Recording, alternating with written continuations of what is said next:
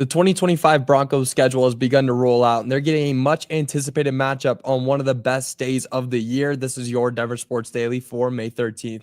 The biggest stories, the latest news. It's Denver Sports Daily.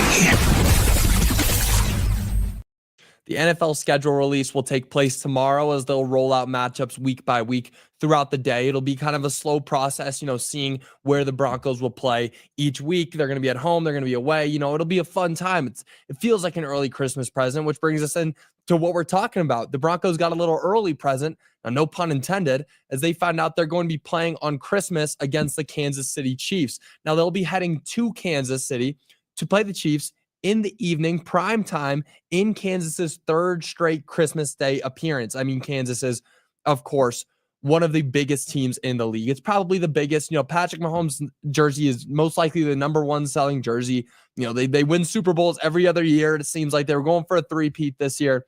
So, of course, they're going to be playing on Christmas Day. That's what the NFL wants. They want them to be out there, promoting the league. Now, the biggest part of this is that this game could actually have some major implications, for playoffs.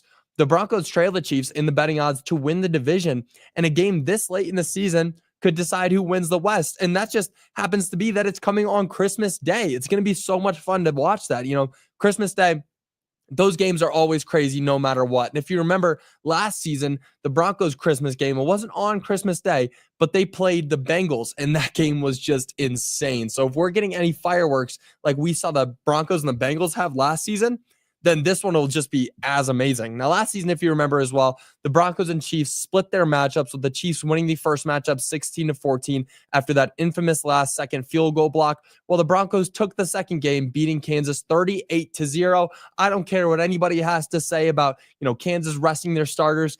38-0 in a game to clinch a playoff berth for the first time in 10 years. That was one of the best games I've ever watched. That was when Bo Nix broke the record for rookie completions without an incompletion. He went something like 12 for 12 to start the game. It was just insane. The best play I've seen them have, the best plays overall.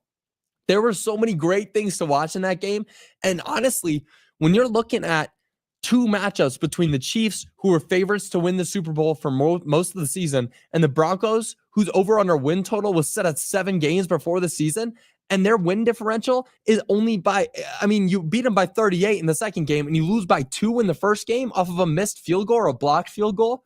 The Broncos put up a fight against the Chiefs, and I don't expect anything to change this year. The Chiefs are just getting older, while the Broncos are they have that young core, and they've just continued to grow on it. This is going to be so much fun to watch. A Christmas present and a half, playing your biggest rival on Christmas Day. I cannot wait. I'm going to be glued to my TV when that game starts. Now, moving on, it is a Nuggets game day. Tonight, the Nuggets are taking on the OKC Thunder in a must-win Game 5 matchup. These are just getting crazier and crazier. Both of these series that the Nuggets have played in against the Clippers and now the Thunder have just been incredible. And my biggest worry with the Nuggets right now is, are they getting too tired? Now, David Adelman refuses to mention anything about fatigue. He won't talk about how the team's tired, and I like that. That's good. You're not tired. This is what you do. You're supposed to play games every other day. That's the NBA. But going into your Game 5 matchup with 1 day of rest every day since Game 6 of the Clippers series, it's just getting kind of crazy. Now, after the Nuggets split their home games on Friday and Sunday, they're heading back to OKC in hopes to take a 3-2 series lead.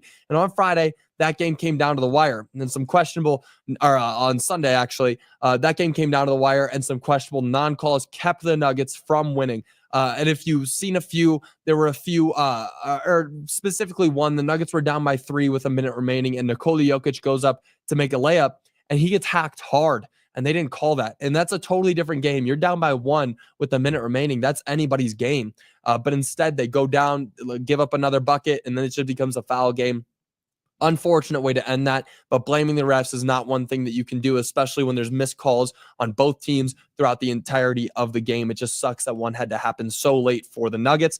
But again, this is a major, major game. Now, the three most important things that the Nuggets need to focus on are keeping Nikola Jokic out of foul trouble, limit the amount of turnovers, and get MPJ hot early and keep him hot throughout the game. Now, the Nuggets did well at the first two things in the last game. They, were great at staying out of foul trouble or keeping Nikola Jokic out of foul trouble. They were limiting their amount of turnovers, but MPJ couldn't perform. And if you saw on Friday's game, last Friday, all three of those things were clicking. MPJ was playing his best game of the series so far. Nikola Jokic wasn't getting into foul trouble like we saw in game 2. And they weren't turning the ball over nearly as much as they did in the first 2 games. So they really need to focus on all three. And MPJ is the make or break difference. He needs to play up to his contract, or the Nuggets are as good as dead. They really are. He needs to perform at the level that he's supposed to perform at with that kind of contract that he has. And it's as simple as that. It really is. Now, this game could be the end of the series, and that may seem a bit early, but if the Nuggets take a 3-2 lead, they could ice the series back at home. They come back on Thursday, and they could finish it off in 6 games. But if the Thunder win, they would keep their 2-game win streak, or they would get a 2-game win streak heading back to Denver. So there's different things that you got to look at. The Nuggets could ice it at home if they win tonight, and then the Thunder would already be on a 2-game win streak heading back to Denver, where they beat the Nuggets before in this playoff series.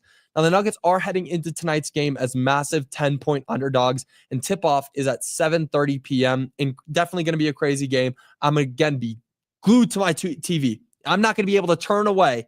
These games are getting crazier and crazier. I mean, you got a Game 5 matchup against the best team in the NBA, and you're tied up. It's 2-2. This is anybody's game. And if you've been watching, you've heard me say before, it's the odd games that matter.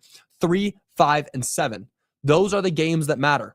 You got to win the odd games. Even no matter where you're looking at. You're up 3-1, you got to win game 5. You're down 3-1, you got to win game 5 to keep you back in this series.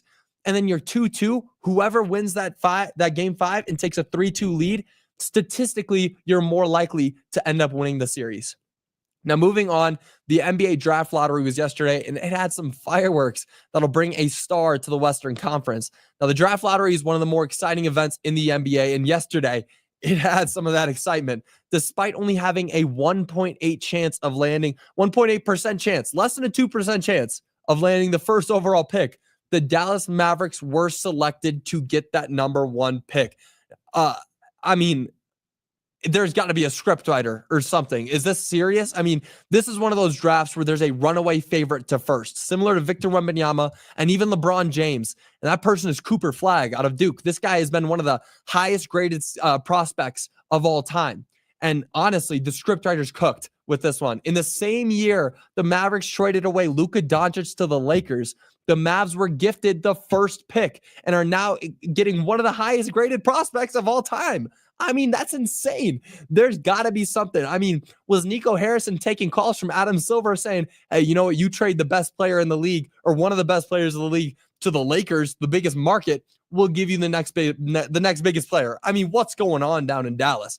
Now, adding Flagg to a team with Anthony Davis and Kyrie Irving and Klay Thompson, that could bring the Mavs back to the finals, and it'll definitely make them a formidable opponent in the West once again. Just crazy, honestly. Like, it really was like, there are certain times where you're like, there's got to be some script writers or something, because there is no way they trade away somebody who brought them to the finals last season, one of the best players in the league, MVP finalist last year, and Luka Doncic, and they just trade him away for Anthony Davis and Max Christie and a couple of picks, and they end up getting the first overall pick with a less than 2% chance in 32 years of the draft lottery. Five teams with a less than 2% chance have gotten the number 1 pick. Do you know how statistically improbable that is? That's insane. That's insane. But that's going to do it for your Denver Sports Daily. I do want to read some of your comments. Playing on Christmas Day in Kansas is not a Christmas present. You know what, Diane? That's a very fair point.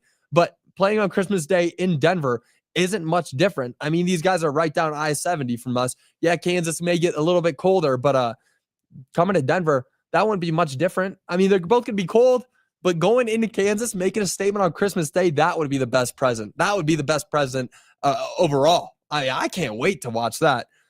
How are you guys, Jordan? I'm good. How are you?